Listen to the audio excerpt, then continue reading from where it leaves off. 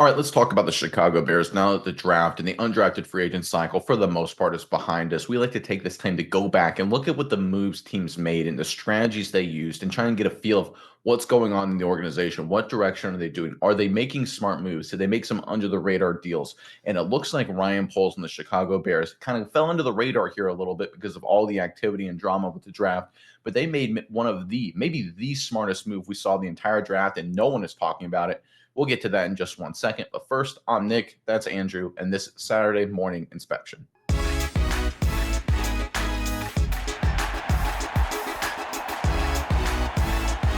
When it comes to the Chicago Bears and Ryan Poles, we know he is a wheeler dealer. He loves making deals, loves making trades, trading up, trading back. He, of course, has made a living doing that, even just trading for players outright, going back, a number of years. And this is what Ryan Poles is. This is who he is as a general manager. This is who the Bears have been. But what's very interesting was a deal the Bears didn't make, and it came with their first round pick. Let's get into a tweet here that kind of highlighted this. This was Ian Rappaport getting interviewed, I believe, on the Pat McAfee show, but this is courtesy of the tweet from Bears Season here on the screen. Ian Rappaport is saying teams were actively trying to trade up in the first round until the Chicago Bears drafted tight end Colson Loveland 10th overall. Then the calls stopped.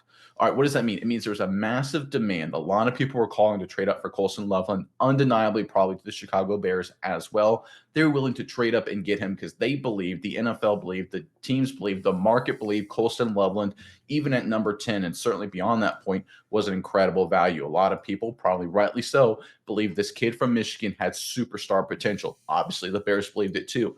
Ryan Poles, who again is a traditionally wheeler dealer, went against his instincts here. And if you listen to the marketplace, what every other NFL GM or most of the other NFL GMs that are trying to trade up were saying, he made the right move. He picked the valuable piece. And here's what's really important. In fact, let's go and pull up what Ryan Poles has done trade-wise here, just to kind of remind everyone. I know you Bears fans are very familiar with this, but if you look at all the deals he's made, and this isn't all of them, this is just like high level off the top of my head, I came up with right before we started filming. We talked Khalil Mack, N'Keal Harry, Robert Quinn, Roquan Smith, Claypool. That was a dud. Obviously, multiple trade downs in 2022. The number one overall pick in 2023, which got to Caleb Williams, traded back to draft Arnold Wright, traded up to draft Tyreek Stevenson, traded back to draft Roschon Johnson, of course, Justin Fields, Keenan Allen, Joe Thuney, and Jonah Jackson, those last couple guys this past offseason. So Ryan Poles is a wheeler dealer. For better or for worse, that's who he is. Yet at the moment of truth in the 2025 NFL draft, looking at Colson Loveland, they already had Cole Kmet, right? They already had a competent tight end. They already have a lot of offensive playmakers. He went against his instincts, and I think is the smartest move he's made yet. Colson Loveland is a great football player. He was a great football player at Michigan, a phenomenal prospect across the board. There were a lot of calls to go up and get a guy like him, right? There's obviously he played for a running football team, and certainly last year Michigan had no passing game whatsoever, a lot of quarterback issues. So his stats and production dipped considerably, obviously dealt with a few injuries that shortened his season as well. But he is a great prospect and a great football player. In my opinion, top 3 or top 4. If you have Travis Hunter at the top of the list here in terms of overall football players, Colson Loveland ain't that far behind. And for the first time, or one of the few times in his Chicago Bears general manager career, Ryan Poles turned against who he is to do what's best for the team. He turned down the trade opportunities. He's a guy who loves to wheel and deal. We got it on the screen there. He loves to make these trades. And when push comes to shove, he made the right move, right? And this is what I think is really critical for the Bears going forward, is that in this new kind of phase of the team, they've transitioned completely from being the wheeling and dealing team, drafting capital, keeping up assets, trying to, make a move here or there. They had an opportunity for a great player to fall in their lap. They had a lot of people calling about a trade, but when push comes to shove, Ryan Poles made the right move, and they got a great player. All right, Miles, I'm curious your thoughts on this. But first, Bears fans in the comment section below, I honestly believe selecting Colson Loveland was the smartest move the Bears made in the entire draft. I think Luther Burden a little bit later was a great deal as well. But let us know, who was your favorite draft pick the Chicago Bears made, right? There's a lot of options there, and you can go, early, you can go late, whatever it may be. Give us your favorite selection Chicago made over the course of the 2025 draft. Put them in the comment section below. Tell us why too, by the way. Give us a little commentary there. But Miles, let me toss it over to you now. What are your thoughts on the fact that Ryan Poles, when push came to shove, made the right move for his team by turning against his natural instincts? Yeah, Nick, I think this just shows a different side of Ryan Poles. And really, this just kind of shows how he's changed this season, the Ben Johnson effect to this team. Not saying that Ben Johnson necessarily had anything to do in this, but I'm saying since Ben Johnson has been hired, there's really been a different feel to this team. They've done a lot of really smart things all over, and especially, on the field, their scheme, the things, the people they brought in during free agency. We think this team is really setting itself up for success. But this draft, it shows Poles, yeah, I think he's settling in. I think he's becoming the GM that, we thought that he could be. We've liked Poles for a long time. We think he's done some really great things.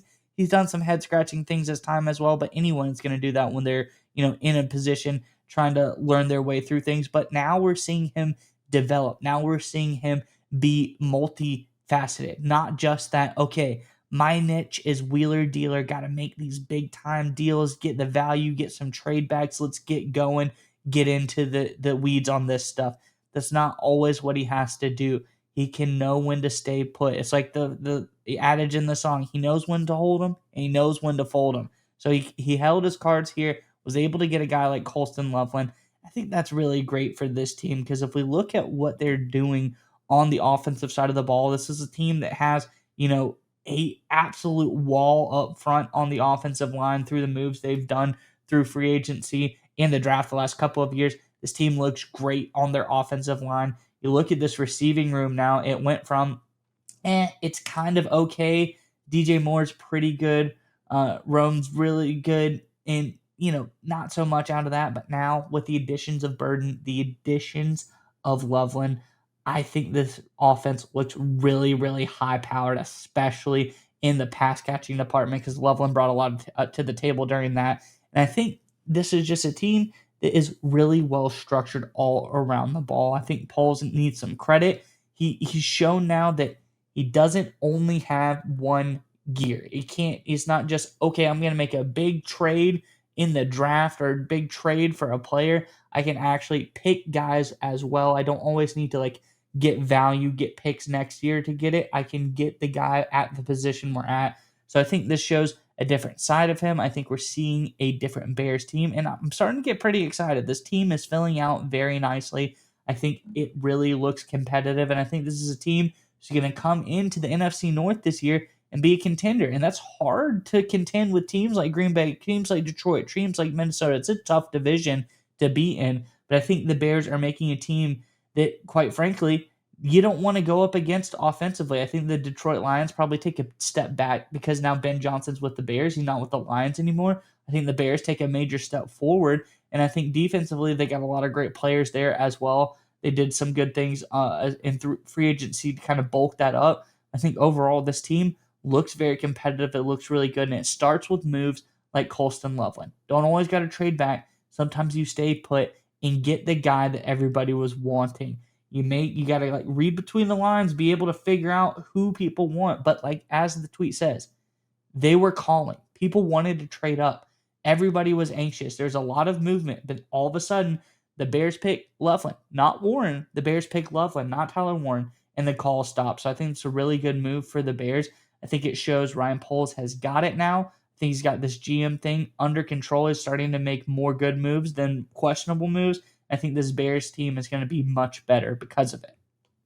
There's a saying we like, and I think I'll quote ourselves. I think we're the ones that said it just because I don't remember if it originated from us or somebody else, but you don't win an arms race by sitting on the sideline, right? And that's what the NFC North is. The Detroit Lions have a lot of firepower. The Packers went out and drafted 2 wide receivers early, right? You look at this with the Chicago Bears. They already had a lot of talent on offense, like you mentioned, but they went out and got Burden. They went out, of course, added Loveland, number 10 overall. This is an arms race in this division. We know the Minnesota Vikings have guys like Justin Jefferson, of course, right? They're going to be a high-powered offense, depending on what happens at quarterback with them, how JJ McCarthy turns out. So this is going to be an absolute offensive showcase in this division for the next, half decade plus. You don't win that arms race by trading back and getting extra draft capital. You just don't, right? You've got Caleb Williams, you've got your quarterback, right? Romo Dunze, yeah, we think he's going to be good, but you never know, right? Go out and get another receiver, right? DJ Moore, like you said, is a very good, very capable number 1, but you need more weapons. Cole Kmet is perfectly fine as a tight end, but you need more than that. This is an absolute battle for offensive superiority in this division, and you don't win it by being complacent. And I give the Bears a lot of credit here because Ryan Poles, I guarantee you, in his heart and his soul, he's like, man, I can pick up an extra second if I trade back. But he listened to the reality, he understood the environment, says, I need to go out and get the tight end that Ben Johnson needs to finish out his offense. Because if you look at what Johnson's trying to do here, He's trying to get a one running back, two tight end personnel grouping. And this is exactly what he used in Detroit. In fact, let's go and pull up our final chart here just to kind of highlight this. This is the teams that had the highest usage of 12 personnel, one running back, two tight ends in the NFL, the top five. You can see the Raiders, number one, the Chiefs, the Lions, the Houston Texans, and then the Baltimore Ravens listed right there. Now, if you throw away the Raiders, because that's kind of anomalous because they had two really high draft picks at tight end, the other four teams, really good. Chiefs in the Super Bowl, Lions obviously were a very good football team. Texans and Ravens both won their division, right? Those are two very good football teams, four good football teams out of the five there across the board. So there's a lot of reason to think using 12 personnel, if you have the people that can play it, you have two good tight ends, it's a very successful formation. It's very balanced. You can have a tight end line up as a traditional fullback, two tight ends on the same side, tight ends on each side of the formation, like a traditional East kind of style formation, at least the way it was taught to me. A lot of flexibility you can have there. Again, run the football, play action, throw the football. You can do a lot of things if you got two capable tight ends. And that's exactly what Johnson wanted, because that's what he had with the Detroit Lions over the past few years. So again, Ryan Poles understanding the assignment, understanding the reality, right? The game has shifted for the Bears a little bit. The first few years of his general manager leadership, it was all about, okay, how can we rebuild this roster? What can we do to accumulate more value? How can we win these trades? Sometimes it doesn't work out. Sometimes it does. The mode has completely switched now. It's all about giving your guy, Johnson Williams, that combination, coach, quarterback, the tools they need to be successful. And trust me, a lot of general managers really screw it up. It's the classic example of a GM is who a GM usually is, right? If they're a wheeler dealer, they're always a wheeler dealer, even when it's not time to be that way. And sometimes GMs are not trade guys. They're always best player available guys, when sometimes it's the time to trade back. GMs usually have a really hard time changing who they are. They're kind of just stuck in that mode. Ryan Poles, this is kind of, again, slid under the radar. Not a lot of people are talking about this, but it's critically important. He made the most important decision he's made, I think, in a long time with the Bears here. He ignored the calls. I guarantee he could have picked up a lot of value, a lot of draft picks. Everyone in the media would be, give him, high grades, A+ grades, because he got a lot of value out of trading number 10 pick. But the right move to make for the Bears, both in 2025 and in the future, was getting Colston Loveland, a great football player, a great prospect, to give Ben Johnson that second tight end he needs to unleash the 12 personnel that he's been trying to give Caleb Williams the best chance for success. This was a great job by Ryan Poles. Again, it's hard to change who you are, but this general manager in Chicago found a way to get it done. And because of it, his young quarterback and his new head coach are off to a really great start. And like you said, this Bears offense is going to be formidable come 2025's regular season.